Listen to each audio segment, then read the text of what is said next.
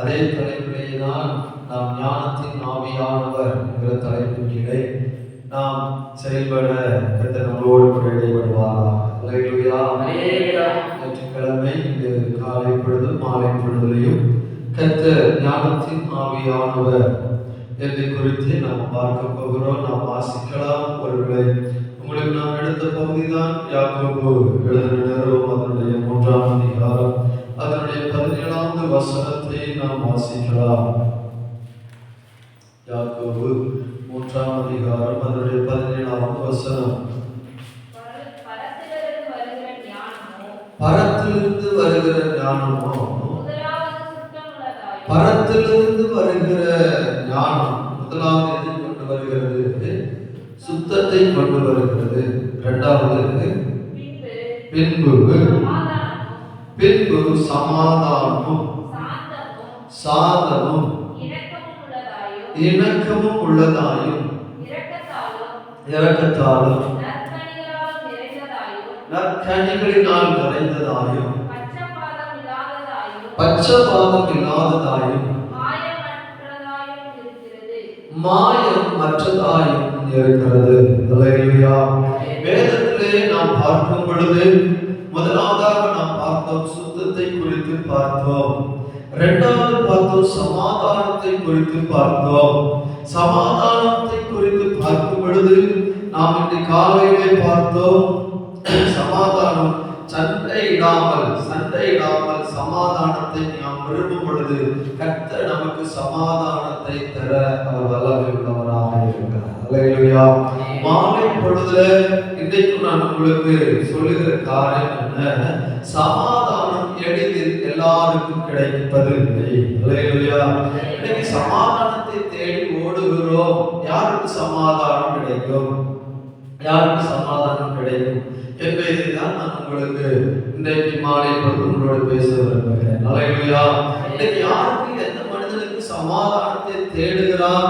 இன்னைக்கு அநேக நேர்ச்சை கடன்களை செலுத்தி பார்க்கிறான், அநேக கோயில்களுக்கு கடந்து சென்று பார்க்கிறான், அல்லது அவன் விருப்பத்தின்படி ஒருவேளை மதுபானத்திற்கு அடிமையாகிறவர்களாக இருக்கிறார்கள், ஒருவேளை போதை வஸ்துகளுக்கு அடிமையாய் உள்ளவர்களாக இருக்கிறார்கள், அல்லது தன் விருப்பப்பட்ட பாவத்தை செய்வதற்கு அவர் முயற்சி செய்கிறார்கள். அநேக நேரங்கள் அநேகரோடு சேர்ந்து ஒத்தாசையாக இருந்து ஜாலியாய் போகிறதற்கு அவர்கள் பல தீர்மானங்களை திட்டங்களை இடுகிறார்கள். ஆனால் இந்த உலகத்தில் எந்த மனுஷனுக்கும் சமாதானம் இல்லை. எவ்வளவு முயற்சி பண்ணி பார்க்கிறார்கள், எப்படியாவது எனக்கு ஒரு சமாதானம் இருக்காதா? இன்னைக்கு எத்தனையோ மனிதருடைய வாழ்க்கையில சமாதானத்தை இழந்து தூக்கத்தை இழந்தவர்களாக இருக்கிறார்கள். சமாதானத்தை இழந்தவர்களுக்கு தூக்கம் இல்லை. காரணம் பல நேரங்களிலே நம்முடைய இருதயங்களிலே பலவிதமான எண்ணங்கள், பலவிதமான பிரச்சனைகளை நம்முடைய இருதயங்களுக்குள்ளே கொண்டு வந்து நம்முடைய இருதயத்தில் அநேக வேதனைகளை உருவாக்கி இரவு நேரத்தில் அதை நினைத்து அழுது கொண்டிருக்கிற எத்தனையோ குடும்பங்கள் நமக்கு தெரிந்த குடும்பங்களாக இருக்கிறது. எத்தனையோ பேருக்கு தூக்கம் மாத்திரை இல்லை என்று சொன்னால் அவர்களுக்கு தூக்கம் வருவதில்லை. அந்த அளவுக்கு மனிதனுடைய வேதனையினுடைய உச்சம் அதிகமாக இருக்கிறது. அப்போ இந்த வேதனையிலிருந்து மாறி எனக்கு ஒரு சமாதானத்தை நான் பெற்றுக்கொள்ள வேண்டுமானால் நான் என்ன செய்ய வேண்டும், நான் என்ன பண்ண வேண்டும் என்று நாம் பார்க்க வேண்டுமானால் வாசிக்கலாம். யாருக்கு சமாதானம் இல்லை? வாசிக்கலாம் ஏசாயா தீர்க்கதரிசன புஸ்தகம் அதனுடைய 48ஆம் அதிகாரம் அதனுடைய 22வது வசனம். ஏசாயா, யாருக்கு சமாதானம் இல்லை? துன்மார்க்கனுக்கு சமாதானம் இல்லை என்று கர்த்தர் சொல்லுகிறார். அல்லேலூயா. அல்லேலூயா. யாருக்கு சமாதானம் இல்லை? துன்மார்க்கனுக்கு சமாதானம் இல்லை. இன்னைக்கு அன்பான தேவனுடைய பிள்ளைகளே, இங்க அழகா இருக்கு, தீயோருக்கு அமைதல் இல்லை, அமைதி இல்லை. ஒரு மனிதனுடைய வாழ்க்கையில துன்மார்க்கமாய் ஜீவிக்கிறவனுக்கு சமாதானமே இருக்காது. அல்லேலூயா. இப்ப பாருங்க, ஒரு மனிதனை ஏமாற்றி விட்டால் ஏமாற்றின மனிதன் ஏமாற்றின மனிதனிடத்தில் எப்பொழுது வருவானோ, எப்ப என்னை சண்டைக்கு இழுப்பானோ, நான் ஏமாற்றி விட்டேனே, அவன் என்னை கொலை செய்வானா என்று சொல்லி ஒவ்வொரு நாளும் பயத்திலே தான் அவன் என்ன செய்கிறான்? ஜீவிக்கிறவனாக இருக்கிறான். ஒரு மனிதனை கொலை செய்து விடுகிறான். ஆனால் அவனுடைய சொந்தக்காரர்களில் உறவினர்கள் எப்பொழுது என்னை கொல்லுவார்கள் என்று சொல்லுகிற ஒரு பயத்திலே தான் நாம் வாழ்ந்து கொண்டிருப்பார்கள். துன்மார்க்கனுக்கு இடையில சமாதானம் இல்லை. அப்ப துன்மார்க்கனுக்கு சமாதானம் இல்லை. அப்ப துன்மார்க்கமாய் ஜீவிக்கிற நமக்கு சமாதானம் இருக்காது. இன்னொரு புரியுதப்போ ஏன் சமாதானம் இல்லை? நம்ம வீட்டுல ஏன் பிரச்சனை? நம்ம வீட்டுல ஏன் கண்ணீர்? ஒரு துன்மார்க்க நிமித்தமாய் முழு வீடும் என்ன செய்யப்படுகிறது? பாதிக்கப்படுகிறது. ஒரு மனிதன் மூலமாய் பாருங்க, யோனாவினுடைய காலத்துல கர்த்தர் சொல்றார், தீர்க்கதரிசி சொல்ல அப்படின்னு சொன்னா, இவன் மூலமாய் அந்த முழு கப்பலும் சேதமாகிறது. சொல்லுங்க, முழு கப்பலும் சேதமாகிறது. இவன் கர்த்தரை விட்டு கர்த்தருக்கு பிரியமில்லாமல் ஒரு மனிதன் என்ன காரியம் செய்திருந்தாலும் அது ஒரு மனிதன் மூலமாய் முழு குடும்பமும் பாதிக்கும். ஒரு வீட்டுல ஒரு மனிதன் குடிக்கிறானால், மதுபானம் மருந்துகிறானால், அந்த ஒரு மனிதனுக்கு மட்டும்தான் பிரச்சனையா? இல்ல, எல்லாரும் அந்த வீட்டுல இருக்கிற பிள்ளைகள் முதல் பெற்றோர்கள், அதாவது யார் மதுபானத்துக்கு அடிமையா இருக்கிறானோ அவனுடைய பெற்றோர்கள், உறவினர்கள் எல்லாருடைய மத்தியிலையும் அது ஒரு அவமானமாக தான் இருக்கிறது. அப்போ இன்னைக்கு நான் துன்மார்க்கத்தை விட்டு எப்பொழுது நான் விடுதலை ஆகுகிறேனோ, நான் எப்பொழுது நான் செய்து கொண்டிருக்கிற பாவத்தை விட்டு நான் எப்பொழுது வெளியில வருகிறேனோ, அப்பொழுது சமாதானத்தை கர்த்தர் எனக்கு அருளுகிறவராக. இன்னைக்கு மனிதனுடைய வாழ்க்கையில ஏன் அதை கடினம் என்று சொல்லுகிறேன்? இன்னைக்கு மனிதனுடைய வாழ்க்கையில மனம் திரும்புகிற ஒரு நீதிமானின் நிமித்தம் பரலோகம் சந்தோஷப்படுகிறதுப்பா. நீ மனம் திரும்புன்னு சொன்னா, நீங்க மனம் திரும்புகிறதற்கு ஆட்கள் இல்லை. மனம் திரும்புகிறதற்கு ஆட்கள் இல்லை. அதனால சமாதானத்தை அவர்களால் பெற்றுக் கொள்ள முடியாது. எந்த ஒரு பிள்ளை தன்னுடைய வாழ்க்கையிலே செய்து கொண்டிருக்கிற பாவத்தை விட்டுவிட்டு அவன் கர்த்தருக்காக எப்பொழுது எழும்புகிறானோ, கர்த்தருக்கு ஒரு பரிசுத்தத்தை எப்பொழுது ஒரு பிள்ளை தன்னுடைய வாழ்க்கையை ஏற்றுக்கொள்கிறானோ, அப்பொழுது அவனுக்கு தானாகவே சமாதானம் வந்து விடுகிறது. என்னுடைய வாழ்க்கையில சமாதானம் வேணும், இன்னும் எனக்கு வேணும். நான் காலையில் சொன்ன சமாதானத்தை நாடணும், விரும்பணும் அப்படின்னு சொன்னேன். ரெண்டாவது நான் சொல்றேன், உங்களுக்கு வேண்டிய சமாதானம் வேணும்னா நாம் செய்து கொண்டிருக்கிற துன்மார்க்கமான காரியத்தை விட்டு நான் வெளியில வருவேன் என்றால் கர்த்தர் எனக்கு நிச்சயமாய் சமாதானத்தை தர அவர் போதுமானவராகவே இருக்கிறார். வாசிக்கலாமே ஏசாயா தீர்க்கதரிசி புஸ்தகம் அதனுடைய 32ஆம் அதிகாரம் அதனுடைய 17ஆம் வசனத்தை வாசிக்கலாம். 32:17. நீதியின் கிரியை சமாதானமும், நீதியின் கிரியை சமாதானமும், நீதியின் பலன் என்றுள்ள அமெரிக்கையுமாய் சுகமும். என் ஜனம் சமாதான தாவரங்களிலும், என் ஜனங்கள் சமாதான தாவரங்களிலும், நிலையான வாசஸ்தலங்களிலும், அமைதியாய் தங்கும் இடங்களிலும் குடியிருக்கும். அல்லேலூயா, அல்லேலூயா, அல்லேலூயா, அல்லேலூயா, அல்லேலூயா.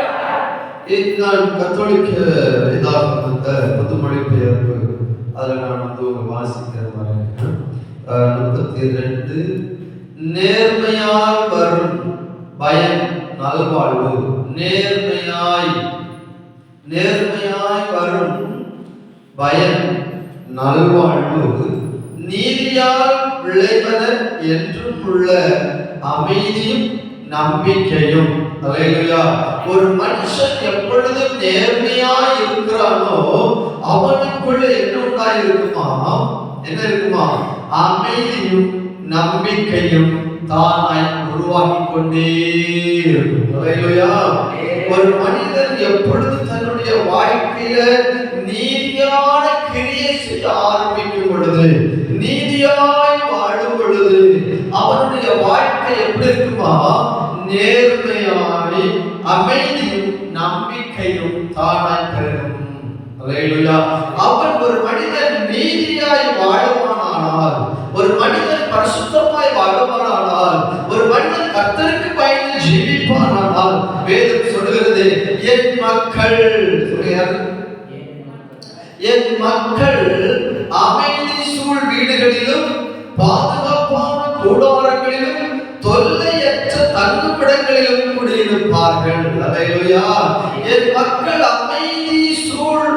அமைதியான வீடுகளில் பாதுகாப்பான கூடாரங்களில். இன்னைக்கு நீங்கள் உங்களுடைய வீடுகளில் பாதுகாப்புக்காக நீங்கள் ஜெபிக்கிற ஜெபம், அதை ஞானத்தின் ஆவியான ஒரு மனுஷனுக்குள்ளே இருக்குமாறானால் நம்முடைய வீடுகள் சமாதான கூடாரங்களில் கர்த்தர் தங்க வைக்கிற வல்லமை உள்ளவராகவே இருக்கிறார். இன்னைக்கு சமாதானம் இல்ல, வீட்டுல சமாதானம் இல்ல. ஏன் சமாதானம் இல்ல? ஏன் வீட்டுல பிரச்சனை? அவர்தான் சொல்ல நம்ம நீதியாய் வாழணும். நம்ம எப்பொழுது ஒரு மனிதன் தன்னுடைய வாழ்க்கையை நீதியாய் வாழ வேண்டும் என்று அர்ப்பணிக்கிறானோ அப்பொழுதே அவனுடைய வாழ்க்கையை சமாதானம் தங்கிவிடுகிறது, ஒரு அமைதியான சூழல் வந்து தங்கிவிடுகிறது, ஒரு நிரந்தரமான ஒரு அமைதியம் வந்து தங்கிவிடுகிறது. அல்லேலூயா. அப்போ பாருங்க, ஒரு மனிதன் குடிக்கிற ஒரு மனிதன், மதுபானத்தில் இருக்கிற மனிதன் அவன் குடியை நிறுத்திவிட்டு பிள்ளைகளோடு சந்தோஷமாய் மாற ஆரம்பித்து விட்டால் அந்த குடும்பம் என்ன உண்டாகிறது? சந்தோஷம் உண்டாகிறது. அதன் பிறகு அந்த குடும்பத்தினுடைய சத்தம் வெளியில போகுமா? போகாது. அப்ப அந்த குடும்பத்துல அருகாமையில் இருக்கிற எல்லா குடும்பங்களும் என்ன ஆகிவிடுகிறது? சமாதானமாய் மாறிவிடுகிறது. இப்ப குடிக்கிற மனிதர்கள் சும்மா இருக்கிறாங்களா? இல்ல, எங்கேயாவது போய் சண்டை எழுதுக்கிறாங்க, எங்கேயாவது போய் சண்டை மம்ப எழுத்துக்கிறாங்க, சும்மாவே பிரச்சனையை உருவாக்கி விட்டுறாங்க. ஒரு மனிதன் நிமித்தமாய் முழு கிராமம் பிரச்சனைகளை மாட்டிக் கொள்கிறது இல்லையா? அப்ப அந்த வீட்டு எப்படி இருக்கும்? சமாதானமா இருக்குமா? இருக்காது. அப்ப நீதியின் பாதையில நான் நடக்கும் பொழுதுதான் சமாதானம் என் வீட்டிலே வந்து தங்கும். அல்லேலூயா. அப்ப துன்மார்க்கமாய் நான் ஜீவிப்பேனால், துன்மார்க்கமான வாழ்க்கை என் வாழ்க்கையில் இருக்குமானால் சமாதானத்தை என்னால் பெற்றுக்கொள்ளவே முடியாது. இதனோட சொல்றது உங்களுக்கு புரிகிறது? அல்லேலூயா. அல்லேலூயா. வாசிக்கலாம் ரோமர் 8:30 நம்ம வாசிக்கலாம். ரோமர் எழுதணும். ரோமர் 8:30. ரோமர் 8:30 வேதம் விதமாய் சொல்கிறது, எவர்களை முன்குறித்திருந்தாரோ அவர்களை அழைத்தும் இருக்கிறார்.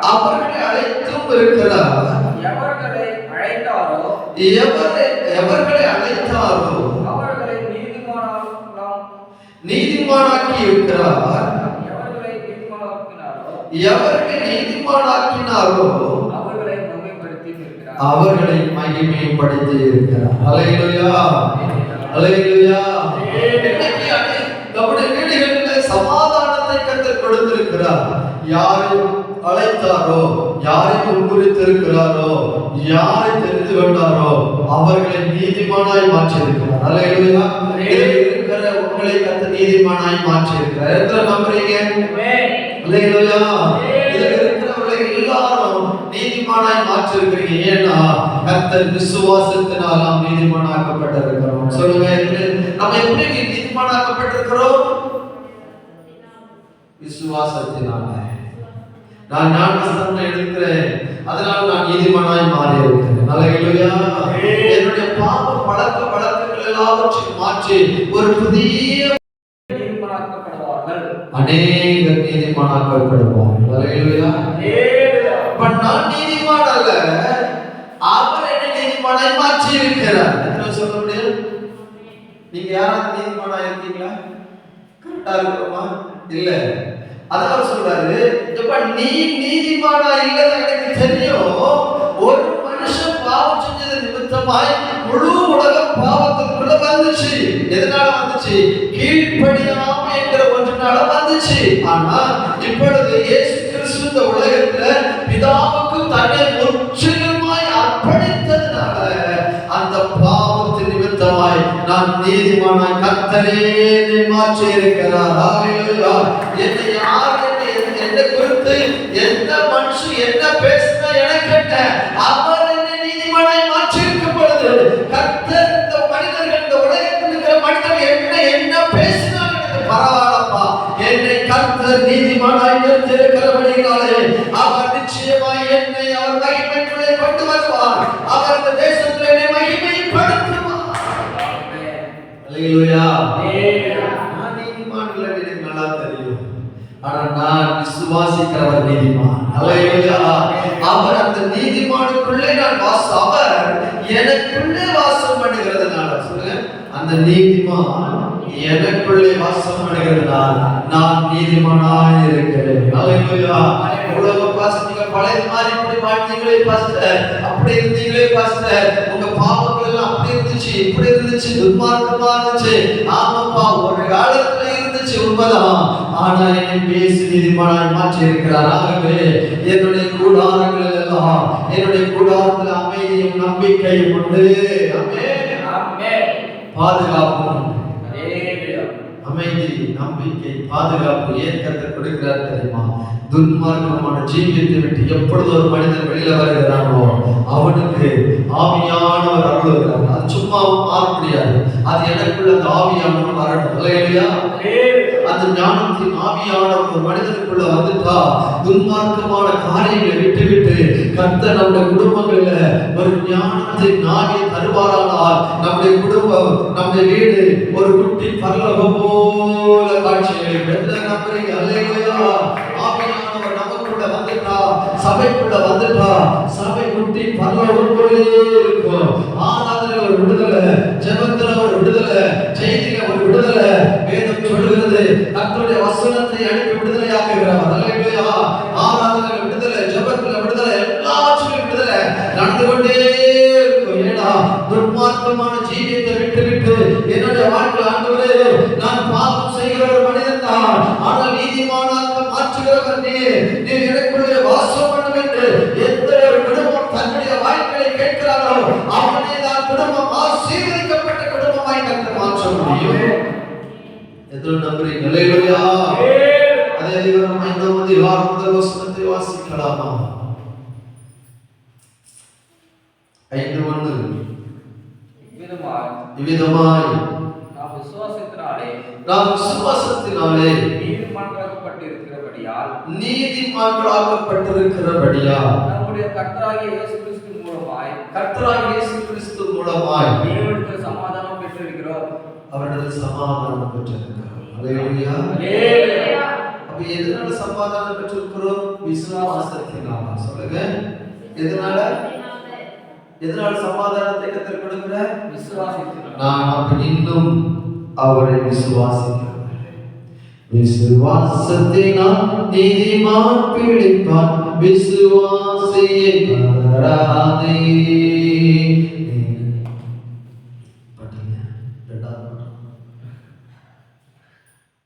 விசுவாசத்தினால் நீதிமான் பிழைப்பான், விசுவாசியை பதறாதே. அப்போ விசுவாசம் ஒரு மனிதனுக்குள்ள இருந்துச்சுன்னா அவன் பதறல் வராது. அல்லேலூயா. விசுவாசம் ஒரு மனிதனுக்குள்ள வந்துச்சுன்னா இருதயம் அமைதலாய் மாறும். அல்லேலூயா. ஞானத்தின் ஆவியானவர் நம்முடைய குடும்பத்துல, நம்ம வீட்டுல, நம்ம பிள்ளைகளுக்குள்ள வாசம் பண்ணும்படி நம்ம எல்லாரும் ஜெபிக்கிறவர்களாய் மாறும். எத்தனை ஆவியானவர் நமக்கு வேணும்? எத்தனை ஆவியானவர் பெற்றுக்கொள்ள வேண்டும் விரும்புறீங்க? இந்த ஆவியானவர் குடும்பத்தை சரியா நடத்துவார்கள். ஏன்னா ஞானம் இல்லாம ஜனங்கள் சீர்கெட்டு போயிடுவான், குடும்பம் சீர்கெட்டு போவோம், பிள்ளைகள் சீர்கெட்டு போவோம்.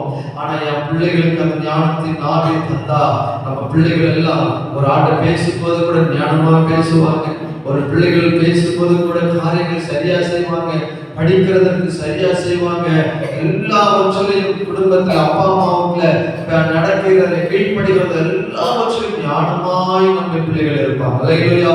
அவருடைய நகரின் சபையில் இருக்கிற ஒவ்வொரு பிள்ளைகளுக்கும் ஞானத்தின் ஆவியானவர் கிரியை நடக்கட்டும். ஆமென். அல்லேலூயா. உங்களுக்கு தெரியுமா, ஆவியானவர் நமக்குள்ளதான் இருக்கிறார், வேற எங்கேயுமே இல்லை. அல்லேலூயா. என்னைக்கு நீ இயேசுவோடு ஏற்றுக்கொண்டிருக்கியோ, என்னைக்கு இந்த இயேசுங்கிற வார்த்தையை நீ சொல்லி அவர் விசுவாசிக்க ஆரம்பிச்சிட்டியோ, அப்பவே இயேசு உன் இருதயத்துக்குள் வந்து விடுகிறார். அல்லேலூயா. அல்லேலூயா. ஆனா என்ன அப்படின்னா அவர் எனக்குள்ளிருந்து செயல்படவில்லை. சொல்லுங்க, எனக்குள்ளிருந்து. இப்ப நீங்க சொல்லணும், ஆண்டவரே எனக்குள் இருக்கிற ஆவியானவர், அவரெல்லாம் சொல்லணும், முடிவு வரைக்கும் நான் உன்னோடு கூட இருப்பேன். தூரமா இருக்கிறாரா? வெளியே இருக்கிறாரா? யாருக்கு தூரமா மாறுவார்? நான் துன்மார்க்கமா ஜீவிக்கிற மனுஷனை விட்டுதான் கர்த்தர் தூரமாய் நிற்பார். அல்லேலூயா. நீங்களெல்லாம் விசுவாசிக்கிறீங்க, நம்புறீங்களா? ஏசப்பா அவர் ஜீவன் உள்ளவர் என்பதை நம்புறீங்களா? கரங்களை வைத்து அல்லேலூயா. நம்புகிறவர்கள் என்ன ஒண்ணு அப்படின்னா, நாம் கர்த்தரை நம்பும் பொழுது நான் நீதிமானாக்கப்படுகிறேன். அல்லேலூயா. அவர் மூலமா எனக்கு என்ன உண்டாகிறது? சமாதானம் உண்டாகிறது. அப்ப எனக்குள்ளிருந்து அவர் கிரியை நடப்பிக்கணும். அவர் அமைதலா இருக்கவே விடக்கூடாது. அல்லேலூயா. அதனாலதான் உங்களுக்கு சொல்லும் பொழுது சொல்லுவேன், நீங்க எப்ப பார்த்தாலும் கர்த்தரை புகழ்ந்து பாடிக்கொண்டே இருங்க. அவர் நமக்குள்ளே வாசம் பண்ணிக்கொண்டே இருப்பார். அல்லேலூயா. அவரை உயர்த்துற இடத்துல, அவரை மகிமைப்படுத்துகிற இடத்துல, அவர் துதிக்கிற இடத்துல, ஜெபிக்கிற இடத்துல, வேதத்தை தியானிக்கும் பொழுது அவர் நம்முடைய இருதயங்களுக்குள்ளேயே கிரியை செய்ய அவர் போதுமானவராக இருக்கிறார். அல்லேலூயா. அவர் எனக்குள்ள வந்துட்டா அவருடைய விருப்பத்தின்படி என்னை நடத்துவார். எத்தனை நம்புறீங்க? அல்லேலூயா. அவர் எனக்குள்ள வந்துட்டா ஆவியானவர் தேவன் என்னை என்ன சித்தம் வைத்திருக்கிறாரோ, என்ன திட்டம் வைத்திருக்கிறாரோ அது என் மூலமாய் வெளிப்பட்டு கொண்டே இருக்கும். அல்லேலூயா. அப்ப ஞானத்தின் ஆவியானவர் ஒரு மனிதனுக்குள் வந்துவிட்டால் அங்க என்னெல்லாம் உண்டு? பாதுகாப்பு உண்டு, சமாதானம் உண்டு, அமைதல் உண்டு, நம்பிக்கையும் வந்துவிடுகிறது. அப்ப இன்னைக்கு நம்முடைய வாழ்வில ஆவிக்குரிய ஜீவிதத்துல ஞானத்தின் ஆவியானவரை நாம் பெற்றுக்கொள்ள ஆசைப்பட வேண்டும். அல்லேலூயா. அதன் பிறகு இந்த சமாதானத்தை காத்துக் கொள்ளணுமே. இப்போ உங்களுக்கு இன்னைக்கு இருக்கிற சமாதானம் நாளைக்கு இல்லையே, நாளைக்கு 2 நாள் இருக்கிற சமாதானம் மறுநாள் இல்லையே. அன்னைக்கு சொல்லப்பட சொல்லுவாங்க, பாஸ்டர் பரவாயில்ல உங்க வீட்டுல இன்னைக்கு அகவமே இல்லைன்னு சொல்லுவாங்க. நான் மறுநாளும் என்ன வந்துடுவாங்க, அரவம் வந்துடும் இல்லையா? ஆனா இந்த சமாதானத்தை காத்துக்கொள்ள கர்த்தர் கிருபை தரணும். அநேகருடைய வாழ்க்கையில இந்த சமாதானத்தை காத்துக்கொள்றதுக்கு முடிய மாட்டேங்குது. நம்ம வீட்டுல சமாதானம், இன்னைக்கு இந்த சந்தோஷமா இருக்கும், நாளைக்கு அதே சந்தோஷம் இல்லையே. இன்னைக்கு இருந்த அமைதல் நாளைக்கு இல்லையே. இன்னைக்கு இருந்த அதே மனமகிழ்ச்சி நாளைக்கு இல்லையே. அது கொஞ்ச நேரத்திலே மங்கி போய் விடுகிறது இல்லையா? ஆனா கர்த்தர் சொல்ற, வாசிக்கலாமா? அது ஏசாயா 26 வாசிங்க. ஏசாயா 26:3 வாசிங்க. ஒரு நிரந்தரமான சமாதானம் வாசிக்கலாமா? ஏசாயா 26 அதனுடைய 3வது வசனம். உம்மை உறுதியாய் பற்றிக்கொண்ட மனதுடையவன் உம்மையே நம்பியிருக்கிறபடியால் நீர் அவனை பூரண சமாதானத்துடன் காத்துக் கொள்வீர். அவர் பூரண சமாதானத்துடன் காத்துக் கொள்வீர். பொதுமொழிபெயர்ப்பு விதமாய் சொல்வது, அவர்கள் மன உறுதி கொண்டவர்கள். யார் மன உறுதி கொண்டவர்கள்? நீதிமான்கள் மன உறுதி கொண்டவர்கள். நம்மளை யார் சொல்லுங்க? நீதிமான்கள். எப்போது இப்படிப்பட்ட பனை மரத்தை போல செழித்திருப்பார்கள். நீதிமான்கள் எப்படி இருப்பாங்களா? பனை மரத்தை போல. அவர்கள் செய்கிறதெல்லாம் வாய்க்கும், அவருடைய இருதயம் உறுதி உள்ளதாக இருக்கும் என்று சங்கீதக்காரன் சொல்லுகிறார். அப்போ மன உறுதி கொண்டவர்கள், அவர் உன்மீது நம்பிக்கை உடையவர்கள். மன உறுதி உள்ளவர்களும். இரண்டாவது யாரு? மன உறுதி உள்ளவர்கள். இரண்டாவது அவர் மேல் நம்பிக்கை உள்ளவர்கள். ஃபர்ஸ்ட் மன உறுதி, இரண்டாவது அவர் மேல் என்ன நம்பிக்கை? எல்லாமே அப்படி இருக்கிறவர்கள் கர்த்தர் பாதுகாத்துக் கொள்வார். அல்லேலூயா. அவர்கள் மன உறுதி கொண்டவர்கள், அவர் மீது நம்பிக்கை உடையவர்கள் அவர்களை அமைதியால் நீர் உறுதிப்படுத்துகின்றீர். அப்போ அமைதலை பாதுகாக்கிறவர் யார்தான்? சந்தோஷத்தை பாதுகாக்கிறவர் யார்தான்? அப்ப நீங்க சந்தோஷமா இன்னைக்கு இருந்த உடனே நீங்க மறந்துடக்கூடாது. ஏசப்பா எங்களுடைய வாழ்க்கையில எங்க சந்தோஷத்தை நீர் பாதுகாத்துக் கொள்ளணும். அல்லேலூயா. சத்துரு நம்முடைய சந்தோஷத்தை சமாதானத்தை உடைப்பதற்கு 1000 வழிகளை தேடுகிறது. நீயும் உன்னுடைய இருதயம் எப்போதும் சந்தோஷமா இருக்க வேண்டும் என்று அப்போஸ்தலனாகிய பவுல் பிலிப்பியருக்கு எழுதுகிறார். நீங்கள் சந்தோஷமாயிருங்கள். மறுபடியும் நான் உங்களுக்கு சொல்கிறேன், நீங்கள் சந்தோஷமாயிருங்கள். மறுபடியும் உங்களுக்கு நான் எழுதுகிறேன், சந்தோஷமாயிருங்கள். ஏன்னா ஒரு ஆவிக்குரிய மனிதனுடைய வாழ்க்கையில சந்தோஷம் தான் அவனுக்கு முழு பலன். ஆமென். அல்லேலூயா. எந்த மனுஷன் மன உறுதியோடு கர்த்தரை பார்க்கிறானோ அவனுடைய இருதயம் கலங்குவதில்லை. அந்த மனுஷனுடைய வாழ்க்கையில திட்டமிட்டதாய் அவன் இருப்பான். அல்லேலூயா. வாசிக்கலாமா? யோசுவாவுடைய புத்தகத்தை நீங்கள் எடுத்து வாசிக்கும் பொழுது அங்கு கர்த்தர் பேசுகிற வார்த்தை என்ன? முதல் அதிகாரத்துக்கு திருப்பிக் கொள்ளலாம். யோசுவாவே நீ பயப்படாத, நான் உன்னோடு இருப்பேன். தைரியப்படுத்து. ஆமென். அவன் பயந்து இருக்கிற சூழ்நிலைகளில கர்த்தர் அவனை தைரியப்படுத்தி அவனை சந்தோஷப்படுத்துகிறார். அல்லேலூயா. அல்லேலூயா. அன்பான தேவ பிள்ளைகளே, கர்த்தர் சொல்ற காரியம் என்ன? இன்னைக்கு வாசிக்கலாமா? 1ஆம் அதிகாரம் அதனுடைய 7வது வசனம்.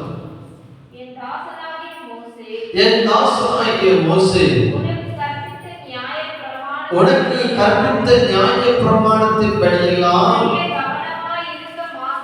மாத்திரம். அப்போ ஒரு மனிதனுடைய வாழ்க்கையில திடமனது வரணும்னா எப்படி இருக்கணும்? வேத வசனத்தின்படி ஒரு மனிதன் வாழ்வானால் அவனுக்குள்ள அந்த திடம் மனது அவனுக்கு தானா. அல்லேலூயா. அல்லேலூயா. ஒரு மனிதனுக்குள்ள ஒரு சரியான ஒரு வழியில வரணும் அப்படின்னா நம்முடைய இருதயத்துக்குள்ள ஒரு திடம் மனம் வரும். அடுத்தது என்ன வரணும்? நீ போகும் இடமெல்லாம்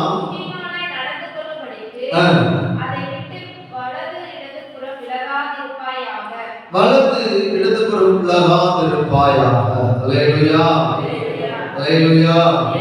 அப்போ ஒரு மனிதனுடைய வாழ்க்கையில திடம் கொண்டு தைரியமா இருக்கிற பலர்கள் நம்ம வாழ்க்கையில சோர்ந்து போக கூடாது. அல்லேலூயா. எத்தனை கப்பல்கள் வரலாம், எத்தனை கப்பல்கள் நம்முடைய வாழ்க்கை எப்போதுமே நீங்க நல்லா புரிஞ்சுக்கணும். ஆவிக்குரிய வாழ்க்கைங்கிறது கப்பல் பயணம் செய்வதை போல அநேக எதிர்பார்ப்புகள் வரதான் செய்யும். ஒருவேளை அநேக பனிக்கட்டிகள்ல கப்பல் இடிக்கிறதை போலதான் இருக்கும். ஆனால் நம்பிக்கையோடு கர்த்தர் எனக்கு கொடுக்கப்பட்ட அந்த வாக்குத்தத்தம் நிறைவேறுகிறது வரையிலும் என்னை எந்த ஒரு மனிதனும் என்னை அசைக்க முடியாது என்கிற நம்பிக்கையோடு விசுவாசத்தோடு திட்டமனதோடு உறுதியோடு நீங்கள் இருப்பீர்களே ஆனால் நிச்சயமாய் ஒரு மனிதனும் ஒருவனும் உங்கள் சமாதானத்தை எடுத்து போடுவதற்கு கர்த்தர் அனுமதிக்கவே மாட்டார். அல்லேலூயா. அப்போ எனக்கு சமாதானம் வேணும்னா அவரை மாத்திரம் திடமனதை விசுவாசித்து திடமனது உள்ளவர்களாக அவரை நோக்கி நாம் பார்ப்போமானால் நிச்சயமாய் சமாதானத்தை நாம் காத்துக்கொள்ள முடியும். இப்ப நம்ம ஜெபிக்க போகிறோம். கர்த்தருடைய சமூகத்துல நம்ம ஜெபிக்கிறோம். ஆண்டவரே, எங்களை சமாதானத்துல ஒரு நாள் சத்துரு இடையூறுதல் வராதபடி ஆண்டவரே என் குடும்பத்தை ஆண்டவரே சமாதானமா இருக்கிற ஒரு உடன்படிக்கையில என் குடும்பத்தை கர்த்தர் பாதுகாத்துக் கொள்ளணும்.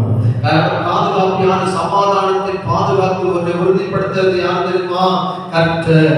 இன்னைக்கு நம்ம ஜெபம் பண்ண போறோம். ஆண்டவரே கேட்க போறோம், இயேசுப்பா என் குடும்பத்தை என் பிள்ளைகளை பாதுகாக்கிற சமாதானத்தினால என் குடும்பத்தை பாதுகாத்துக் கொள்ளுங்கப்பா. சொல்லுங்க, சமாதானத்தினால என் குடும்பத்தை பாதுகாத்துக் கொள்ளுங்க. சமாதானத்தினால